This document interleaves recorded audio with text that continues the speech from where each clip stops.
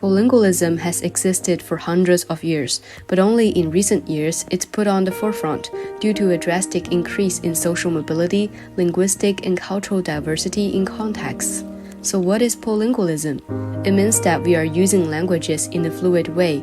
We have this magical, ever-changing landscape in our brain, our linguistic repertoire, where all the languages, dialects, or varieties that we are capable to use, constantly evolving, interacting with, and influencing each other. Plurilingualism focuses on the level of individual. It describes that we are utilizing all our linguistic resources in that repertoire to initiate or participate in communications, to make sense of the outside world, to self-express, and to learn an additional language. Based on different interlocutor and social contexts, we decide which language is used. It's a shift in mindset, both horizontally towards the use of multiple languages and vertically towards valuing even the most partial knowledge of a language as tools for facilitating communications. You may find it aligned with the complexity theory that both agree that language learning is a nonlinear, dynamic, self-adaptive process. This explains why polylinguals usually find it easier to acquire a new language and why our proficiency is constantly fluctuating.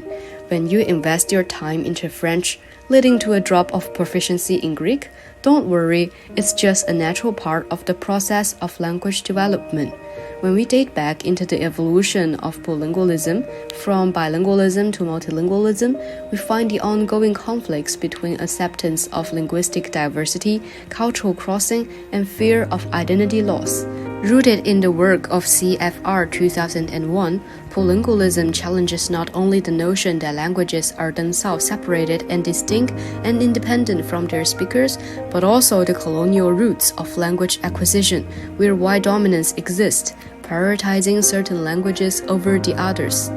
Let's take a look into this question. Many schools around the world make English as a foreign language a compulsory course in the education system.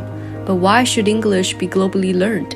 Is it because it symbolizes power, higher status, and success? We also noticed inherent anxiety of L2 learners who feel shame about not producing such fluency in speech and standard English. Plurilingualism shatters the illusion of the pursuit of language purity and an unrealistic model of idealized native speaker. It rejects the privilege of allied languages and places all languages in the equal stage. It also argues not to see the other languages a hindrance to progress of target language, but as feasible tools, helping us to grasp the connection across languages, to study the roots of words, and to reflect upon its cultural pragmatic choices. In this case, plurilingualism is a social movement, as it greatly empowers marginalized students. As plurilingualism closely connects theory and practice, it can inform innovations in traditional language pedagogy. First, it encourages mobilization of all prior linguistic knowledge of students.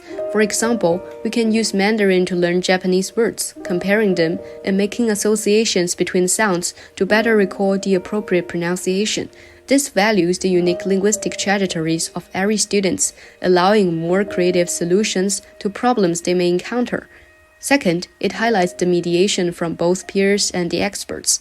We may not realize that English and French share so many words until listening to the sharing of a classmate who has French learning experience.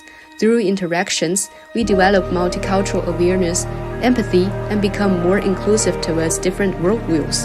In conclusion, with plurilingualism, our adventure of languages expands from language of the home to that of society, and eventually the language of the others. Languages unite and plurilingualism ignites.